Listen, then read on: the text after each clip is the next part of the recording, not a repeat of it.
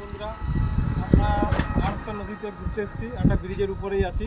এই যে সেই ব্রিজ, এটা হচ্ছে কলসি নদী। এটা হচ্ছে কলসি নদী। আর এই কলসি নদীটা একটু দেখাও, কত সুন্দর লাগছে। এইটা হচ্ছে আসাম, বকো থেকে নাইনাই করে 20-25 কিলোমিটার ভিতরে কলসি নদী। এখানে আজকে ঘুরতে এসেছি।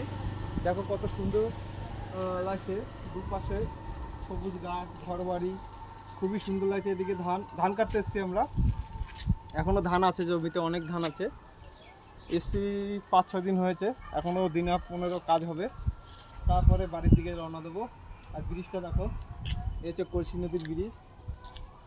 আমাদেরকে এই দাদাভাই দেখাতে নিয়ে এসছে। এই যে দেখো, এই দাদাভাইয়ের বাড়ি এখানে। এই দাদাভাই আমাদেরকে নিয়ে ঘোরাচ্ছে, কেননা আকাশের মেঘলা, বৃষ্টি হচ্ছে কিছুক্ষণ বাদেই, এখনও পড়ছে হালকা 2-1 ফোঁটা করে। এই যে দেখো,